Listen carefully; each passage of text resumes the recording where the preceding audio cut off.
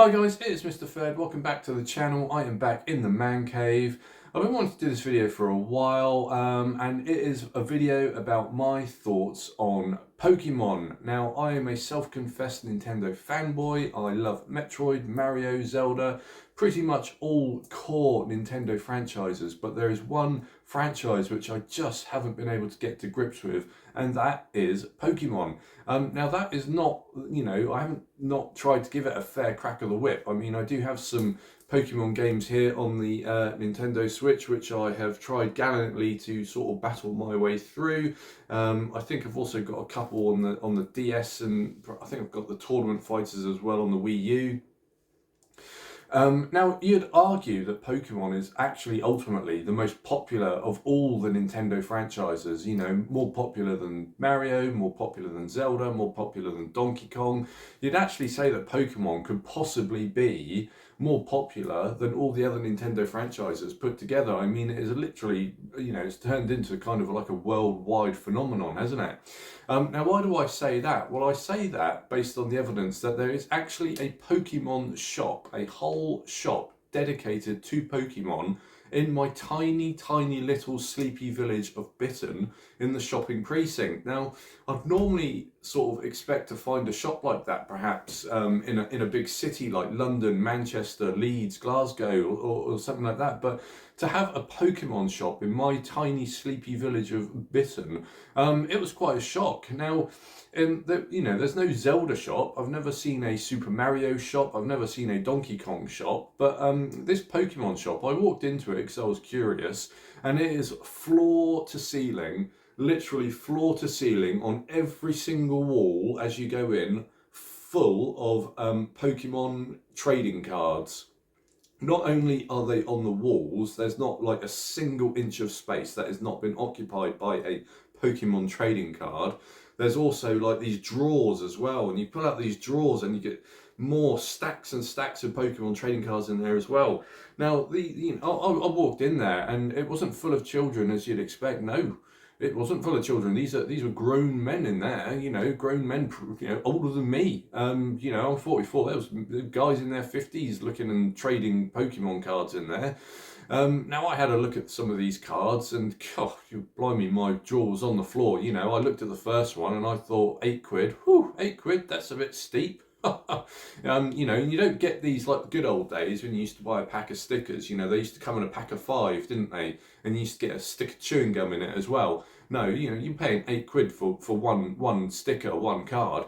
But that's not all, because there were some Pokemon cards which were behind a glass wall, some sort of lockable key. Now those are the ones that are interesting, aren't they? Because if they're behind some sort of locked glass cabinet or got a key entry sort of system, then they're probably the special ones. So I had a look at them, and I thought £8. Well, you could add a couple zeros onto the end of that. There were Pokemon cards behind that glass wall, £800, £1,000, £1,200, £1,400, £1,600. There was a Pokemon card behind that glass framed door for £1,800. Now, I have absolutely no idea who in my village of Bitton is going into that Pokemon store and dropping £1,800 for one singular Pokemon card. I mean, £1,800 in this sort of area is practically someone's entire month's wages. I just couldn't believe it. Needless to say, I didn't buy any Pokemon cards. I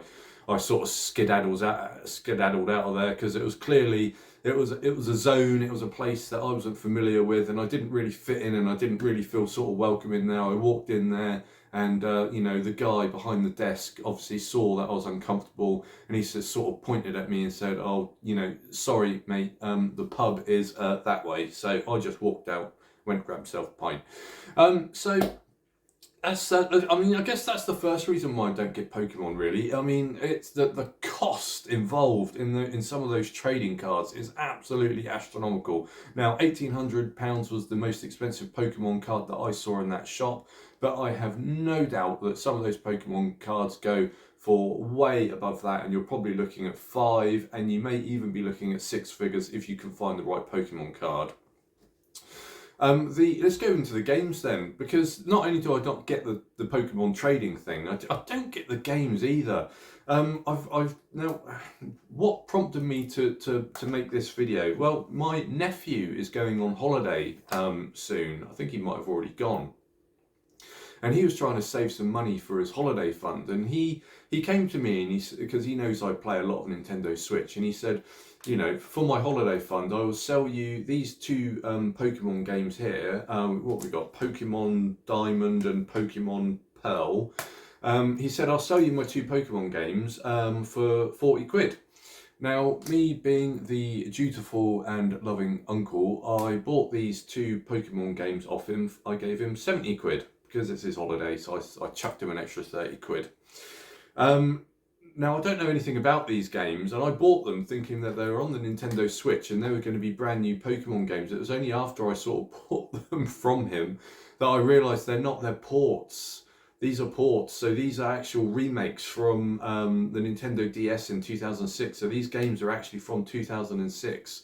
So I started to play Brilliant Diamond, I think it was, and you know, it shows that it's a JRPG from 2006. It is really, really stripped down, bog basic mechanics, really simplistic gameplay. Not what I was expecting at all, and I haven't finished it. I think I put about, maybe struggled to put 10 hours into it. I got to a point in the game where I just kind of felt like, you know, I wasn't going to see any more in this game, and I'd really kind of had enough. So the timeline of Pokemon absolutely confuses me, because there's more Pokemon games than there is Mario games. There's more Pokemon games than there are Zelda games. And for some reason, they always come in a pack of two. Now, I'll explain that in a little bit. You know, you get Pokemon Black and Gold, Sword and Shield, Pokemon, you know, Yin and Yang, I don't know, but there's absolutely freaking hundreds of these games. Now, cheeky to Pokemon is part of the sort of core gameplay experience is that you have to complete your Pokédex. You have to, you know, the catchphrase of Pokemon, isn't it, is you have to collect them all. Now, these games come in a pair. They're pretty much the same game. Okay, they use the same map. They use the same character. The only two differences in these games is these types of Pokemon you can collect. So if you buy one game, you can probably collect about 65, 70, 75% of your Pokemon. You cannot 100% complete your Pokédex unless you buy both games as a pair. Same with this game, you can only complete your Pokédex up to about 75%. You'll only be able to 100% complete your Pokédex if you buy the other game. So it just seems like an absolute rip-off, doesn't it? You know, there's just not a singular kind of Pokemon game. You know, if you buy Sword, you have to buy Shield. If you buy Black, you have to buy Gold. If you buy Silver, you have to buy Pink. If you buy Pikachu, you have to buy Charizard. You know, they always seem to come in a pair, and it just seems like a bit of a rip-off. So the timeline is a bit confusing. I mean, I've got other Pokemon games. I know this is a new Pokemon game, and I put 20 hours into this. I think I've finished the main sort of core gameplay in about 20-25 hours, but I mean, there are some comparisons of this, you know, open world comparisons to this, to Breath of the Wild. I mean, this is nothing like Breath of the Wild. I would give this a 5 out of 10. I mean, it's mediocre at best in my opinion, but I mean, I know there's so many Pokemon fans out there that just absolutely love these games, that love going out and collecting all these Pokemon. I just found it a really pointless exercise, and the leveling up system isn't that good either. Yeah, okay, so you know, some of your Pokemon, once you get them to a certain level, they do kind of evolve, and that's okay, it's nice to see, but the actual battle turn play strategy mechanics are so stripped down and so boring. It's just not for me. And I've got this one as well, Pokemon Scarlet. Now, I've absolutely no idea where that fits in the timeline. I mean, I've not played it yet, so I will do some research and I will give it a go. But I just wanted to quickly drop a core video really about some of the reasons why I'm just not getting Pokemon, and perhaps I'd really like to hear some of your opinions about Pokemon. For me, it's expensive, it's confusing, it's basic. The gameplay mechanics are really stripped down, and Nintendo are really chancing their arm. For you to complete these games, you have to buy 2 games. So those are my thoughts on Pokemon. As I said, it was just a quick video. I'd like to hear your thoughts in the comments. Let me know, and I will see you in the next one.